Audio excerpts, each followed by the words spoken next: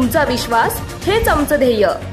पाथर्डी तालुक्यातील एका जिल्हा परिषद प्राथमिक शाळेमध्ये तिसरीत शिकणाऱ्या परप्रांतीय बालिकेवर शिक्षक संजय फुंदे यानं लैंगिक अत्याचार केल्याच्या प्रकरणात गटशिक्षणाधिकारी, विस्तार अधिकारी, शाळेचे मुख्याध्यापक आणि सहशिक्षक यांनी आरोपीला पाठीशी घालून प्रकरण दडपल्याचा गंभीर आरोप किसन आव्हाड यांनी केलाय। संबंधितांवर कडक कारवाई न केल्यास 15 ऑगस्ट 2025 रोजी अहिल्यानगर जिल्हा परिषदेसमोर बेमुदत आमरण उपोषण करण्याचा इशाराही त्यांनी दिलाय।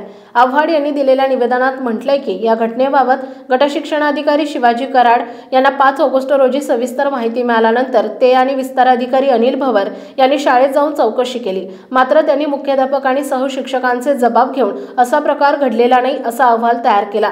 गटशिक्षणाधिकारी आणि आरोपी शिक्षक हे नातेवाईक असल्यामुळे आरोपीला वाचवण्याचा प्रयत्न झाला असा आरोप आव्हाड यांनी केलाय। ग्रामस्थांनी आरोपी शिक्षकाला शाळेत जाब विचारला असता त्यानं माफी मागितली होती, तरी देखील घटनेची पोलिसांना माहिती देण्याऐवजी संबंधित अधिकाऱ्यांनी ती जाणीवपूर्वक लपवली आहे। त्यामुळे गटशिक्षणाधिकारी, विस्तार अधिकारी, मुख्याध्यापक आणि सहशिक्षक यांची खातेनिहाय चौकशी करून लैंगिक अत्याचाराच्या गुन्ह्यात त्यांना सहआरोपी करावे अशी मागणीही आव्हाड यांनी केली आहे। याशिवाय आव्हाड यांनी आरोप केलाय की आरोपी संजय फुंदे यांना 6 ऑगस्ट रोजी शिक्षक बँकेच्या पाथर्डी शाखेतून 8 लाख रुपये काढून त्यातील 5 लाख रुपये हे प्रकरण दडपण्यासाठी पाथर्डी पोलीस ठाण्यातील 2 पोलिसांना दिले।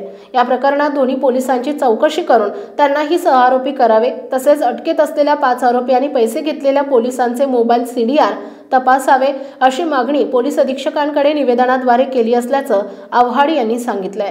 तारखेला पाथर्डी तालुक्यामध्ये बागोर पिंपळगाव या गावामधील एका प्राथमिक शिक्षकानं इयत्ता 3री मध्ये शिकणाऱ्या विद्यार्थिनीवरती अत्याचार करून त्याविषयी पाथर्डी पोलीस स्टेशनमध्ये गुन्हा देखील दाखल आहे। त्याबाबत आज आमच्या अशी मागणी आहे की केवळ एका शिक्षकावरती गुन्हा दाखल झाला नाही पाहिजे, त्या ठिकाणी वास्तविक पाहता जे शाळेतील मुख्याध्यापक आहेत, मुलांचे संरक्षण करण्याची जबाबदारी त्या मुख्याध्यापकाची आहे, म्हणून त्या मुख्याध्यापकाला देखील आतापर्यंत कुठली त्याच्यावरती कारवाई केलेली नाही, म्हणून त्या मुख्याध्यापकाला देखील याच्यामध्ये सहआरोपी केलं गेलं पाहिजे, त्याचं निलंबन केलं गेलं पाहिजे। त्याचप्रमाणे जे पंचायत समितीचे गटशिक्षण अधिकारी आहेत त्यांनी देखील त्या ठिकाणी जाऊन घटना माहिती झाल्यानंतर त्या घटनेच्या आदल्या दिवशी त्या ठिकाणी जाऊन केवळ कागदी घडून नाचवलेले आहेत, म्हणून त्या गटशिक्षण अधिकाऱ्याला, विस्तार अधिकारी यांना देखील त्या गुन्ह्यामध्ये सहआरोपी केलं जावं, त्यांची देखील खातेनिहाय चौकशी करण्यात यावी।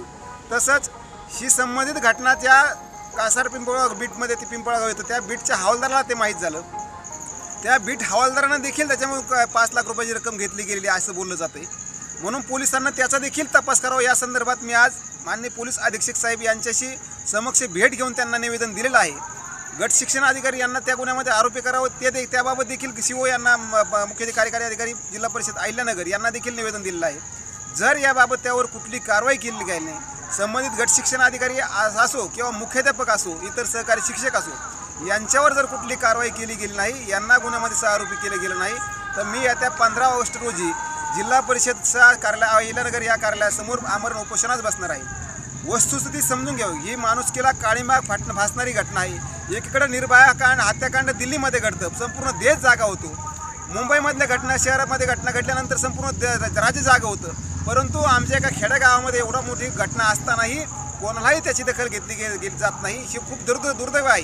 म्हणून प्रशासनाला माझी विनंती आहे, खरा आरोपी अटक आहे, खरा गुन्हेगार तो आहे, परंतु हा खटला फास्ट ट्रॅक कोर्टामध्ये चालला गेला पाहिजे, याच्यामध्ये विशेष सरकारी वकिलाची नियुक्ती केली पाहिजे आणि त्या आरोपीला जाहीर फाशीची शिक्षा झाली पाहिजे, ही आमची प्रमुख मागणी आहे। ज्याने कोणी याच्यामध्ये हातवोले केलेले आहेत ते कोणीही असो, त्यांना देखील अशा गुन्ह्यामध्ये आरोपी केलं गेलं पाहिजे, त्यांना कडक शासन झालं पाहिजे, ही आमची प्रमुख मागणी आहे।